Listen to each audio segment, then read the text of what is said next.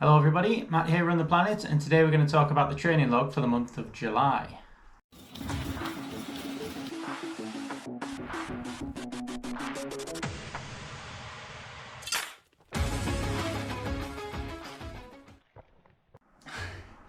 I can't believe it. Yesterday went out for a run in the rain and did some filming of it, and we'll put a video out of that. But I filmed my July training log talk.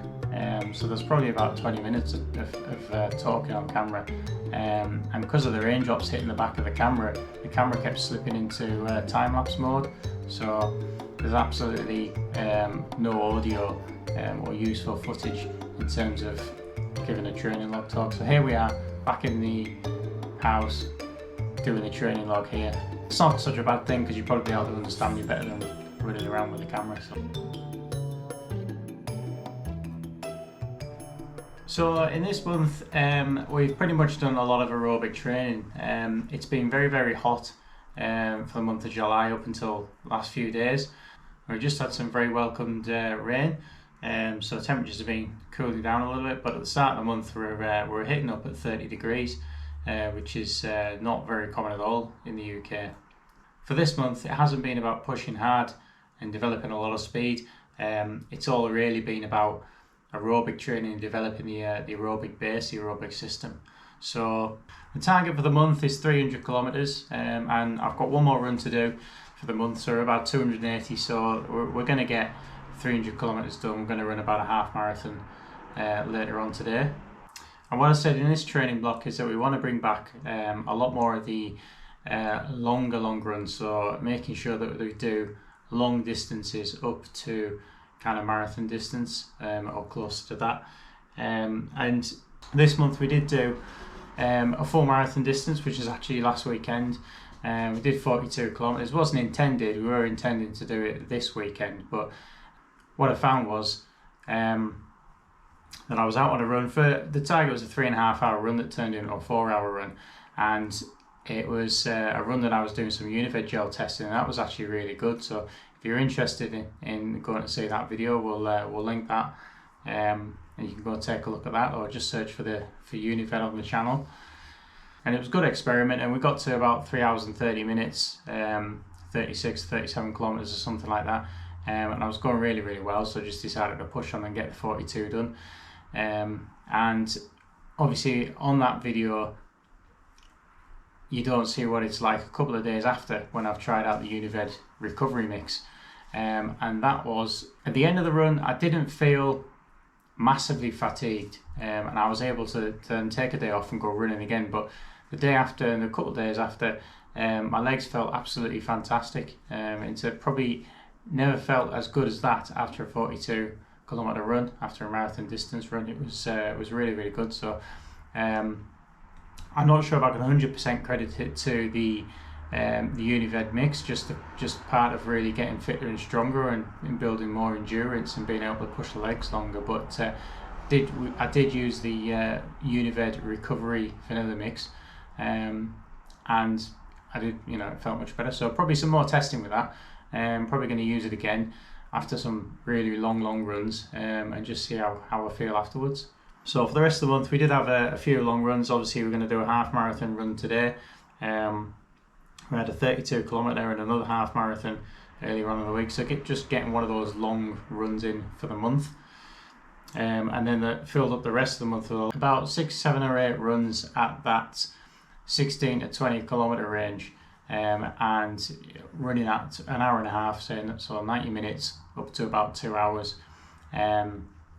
And that's really the core of the aerobic base building. So trying to keep the heart rate below 150 beats per minute. On quite a lot of the runs it was a lot lower than that. 140 was quite common around that area. Obviously where I'm running, it's relatively hilly, so it's not always possible to keep it really, really low, but it's been really good to develop the aerobic base like that. And then filling in the rest of the runs with some around about the 10 kilometer mark. So I'll pop all the data on the screen now for all the types of runs and the distances that we've been doing for this month. Did have one run a couple of days ago that was supposed to be a 16 kilometer aerobic run, and it started off like that, but I struggled to keep the heart rate below 150 beats, and the pace wasn't really that fast, and it was just really partly to do with the weather, probably partly to do with not eating fantastically the day before, probably a little bit of junk food I was eating, or there was a bit of junk food, and didn't really get a great night's sleep. So all those kind of things affect your heart rate, so you might start the day with a high heart rate anyway, and it results in running on a night time, which is always, I find, tougher to keep the heart rate low anyway, running on a night time. Just struggled a bit, so in the end of it, just kind of threw the towel in on the aerobic training and just put in some fast sections at the end, so some fast kilometre runs and sub 5 minute kilometres. But sometimes it's really good to stretch the legs, even if you're doing a aerobic training base section. It's okay to do it once or twice in that month. I was feeling really good on the run. It's just a case of keeping the heart rate low. So I mean, running at 4 minutes 40, 4 minutes 50 per kilometre, that kind of pace, which is well into the tempo for me. But even then, I shouldn't be running up at 174, 175 beats per minute, and that's kind of where I was peaking up in the heart rate. So it's just a case of some days your heart rate's high and you can't really control it, and you just have to go with it. I suppose for the month, the Saucony did get a Saucony Endorphin Speed, probably approaching 700 kilometres in this shoe now, so that's doing really well. It's tread wise, it's still looking solid. I can't really fault the shoe for the age that it's going at. I was thinking of getting the Saucony Endorphin Speed 2, but the one is supposed to be very similar. There's not much difference between them, and the one's holding up very well. We did manage to. I did a 300 kilometre review of the Hoka Rocket X, and normally I do my reviews at 500 kilometres, but I didn't think this shoe was going to get there, and it probably will do now, get there gradually. But what we managed to do is, as I said, there's a video if you want to go and watch it, is to stick in the Zoom Fly 3 thicker insoles into there, and that's given the shoe a bit more cushion, and that's one of the things that it's probably lost. It felt like it got flat and lost some performance, some spring back, but putting in a 3 or 4 millimeter thickened cushion in there, it kind of brought it back to life a little bit. The other shoe that's been, obviously the Zoom Fly 3, we won't, I'm running that a lot, so won't really say much of that, but that's been getting its miles in this month as well.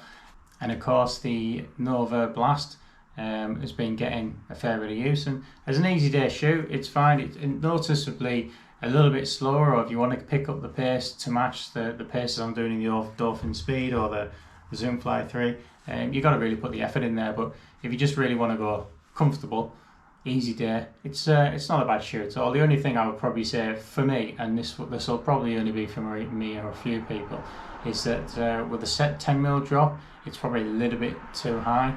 I tend to strike at the front of the shoe or the forefoot of the shoe, but unless I'm really trying to make sure I don't touch the heel, I still get like a bit of a hit back and feel from that high drop on it. So, but it's quite cushioned, so it's not bad.